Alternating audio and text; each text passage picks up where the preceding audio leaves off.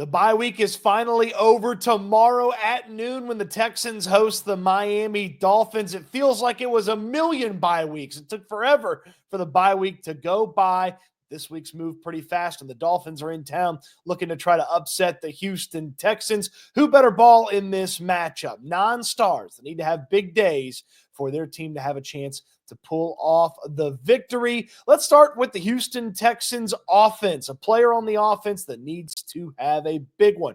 Well, the Dolphins last week allowed Aaron Rodgers to throw for over 300 yards. Let him turn back the clock, but Rodgers had two really big wide receiver performances that day, Garrett Wilson and Devontae Adams. The Texans may need the same. Got a lot of faith in Nico Collins, but it's been a struggle this year for Tank Dell. Tank Dell better ball for the Texans if they want to take care of the Miami Dolphins. I feel like the Dolphins are going to score some points in this matchup, so the Texans will have to match that pace and take care of business on their own, and they'll have to do that by getting Tank Dell involved and seeing if 2023 Tank Dell can show up in 2024. Maybe the bye week was the perfect reset the deck, reset the mind, figure out different ways to get Tank Dell involved. We saw some old school, I say old school, some throwback to last year offense against the Jacksonville Jaguars.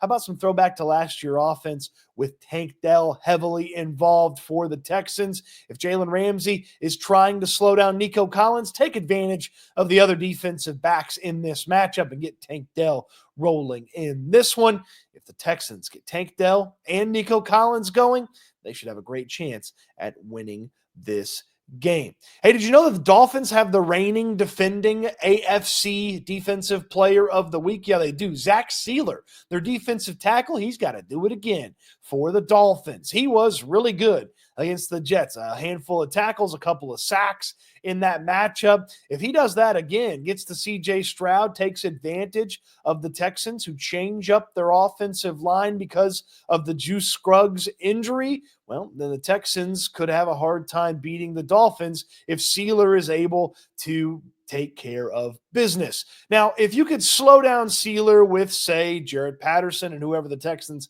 put out there at left guard, you'll have a good opportunity to trust the tackles and Laramie Tunsil and Titus Howard to slow down the edge rushers that the Dolphins will throw at the Texans in this matchup. But Sealer, he can wreck things from the middle. He can put guards in C.J. Stroud's lap. That could disrupt the passing offense, and that could give the Dolphins just enough to capitalize on a mistake from the Texans, or just get the Texans to have one of those situations where we've seen them move, and then we saw them move back. Sometimes it's out of field goal range. Sometimes it's to make it third and long, which has been very difficult for this Texans team this season. Well, if Sealer's getting it done, the Texans are going to have a tough day taking down the Dolphins.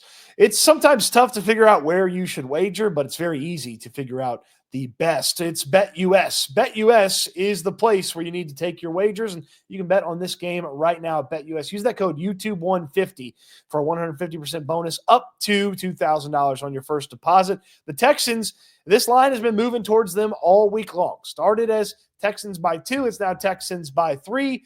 The wise guys like that one, and an over-under of 46.5. We're going to the first half on this one for a wager. I like the over in this matchup. A few touchdowns and a field goal, that's very doable. Very, very doable. 55 gets us a little over 50. It is that easy to make a wager on BetUS. You can do it with that code YouTube150 when you get signed up for that 150% bonus up to $2,000 on your first deposit.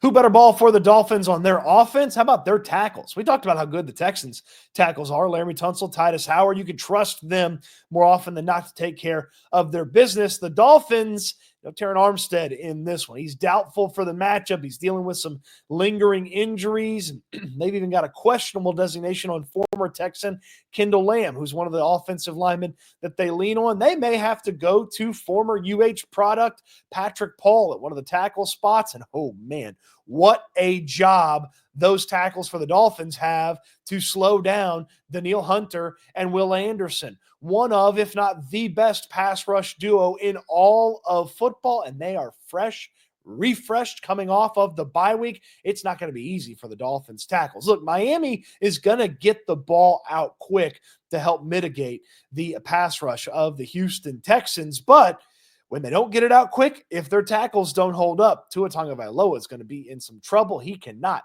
escape the pass rush that Will Anderson and Danielle Hunter bring to the table. He can maybe extend a play for a moment, but if the coverage is good, the Texans make the Dolphins think for just one more second.